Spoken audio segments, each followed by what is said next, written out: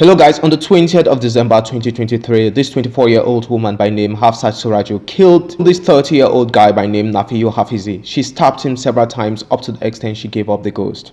And her reason for killing him was that he tried to stop her from committing suicide. So she got angry on the fact that he tried to stop her from committing suicide and stabbed him to death for stopping her from committing suicide. This all happened in Ongowu Oku quarters of Kano State of Nigeria. So guys, stay with me as I delve deep into the reasons why she truly killed this guy. Did she kill this guy because he tried to stop her from committing suicide? Or did her 38-year-old husband Dayubu Abdullahi sent her to kill 30-year-old Nafiu because 30-year-old Nafiu owed them 10 million naira and he couldn't pay back? And now, if you're new here, please subscribe, like, comment and share. Subscribe so that we can get up to 1,000 subscription, guys, and do not forget to like. By that this video can go viral, and also do not forget to share with your family members and friends to create awareness about this true crime story. Guys, do not forget to share with your family members and friends, please. 30-year-old Nafiu Hafizi originates from Bauchi State, but he was a domestic worker or in business with Mr. Dayubu Abdullahi, the husband of Hafsat Sorajou. So guys, still in the news, it's still unclear if he was a domestic worker or he was a business partner of Mr. Dayubu Abdullahi. As we proceed, it will become clear that he was a business partner of Mr. Dayubu Abdullahi, and also he lived with Mr. Dayubu Abdullahi in their house at Ongowu Oku quarters in Kano City. It was said by the news that since as he was a business partner of Mr. Dayubu Abdullahi, he had borrowed 10 million naira from Mr. Dayubu Abdullahi to carry out a business project which he wanted to take on.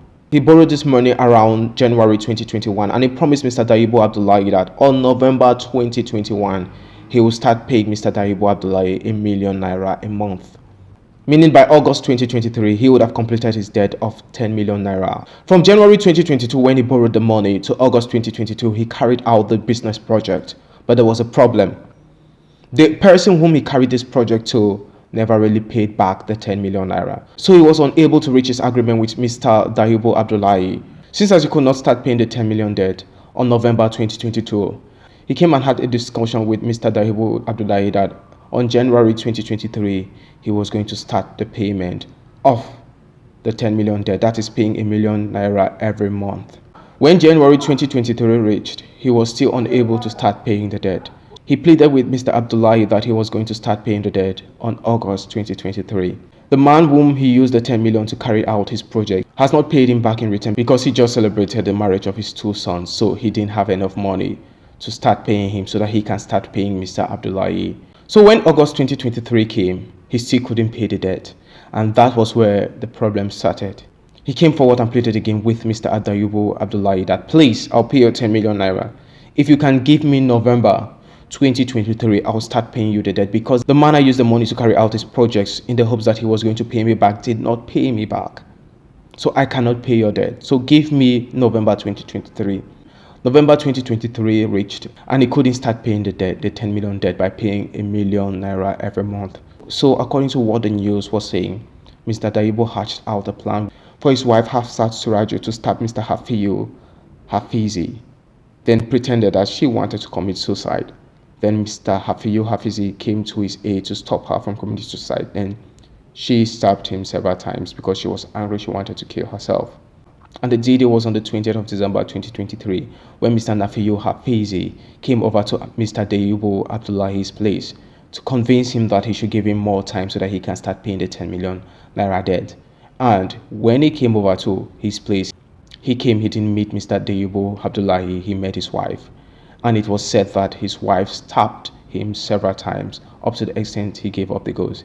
He stabbed him in his neck, he stabbed him in his chest, and he stabbed him in his belly, and he fell down and died.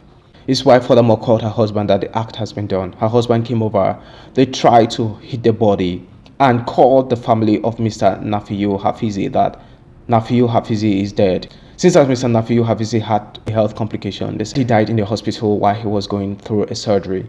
But that was not the case. They had killed him and pretending that, he died in the hospital. So on December 21st, 2023, Mr. Nafiu Hafizi's brother, Hafizu Salisu, left Bauchi State, where Mr. Nafiu Hafizi originates from, and came over to Kano State to claim his brother's dead body.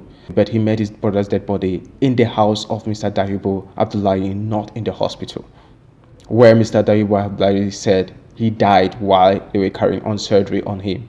So when he opened his brother's dead body, he saw stabs of wounds, and not surgical wounds, which shows that, the doctor cut into his belly, but stab wounds in his neck, stab wounds in his chest, and stab wounds in his belly.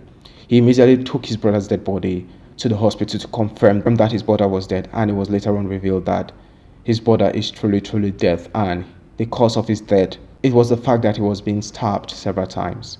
So he immediately reported the situation to the police, and the police came over and arrested Mr. Dayubo Abdullahi and his wife and their gate man, Malam Adamo, arrested them and took them to police custody and started carrying out their investigation.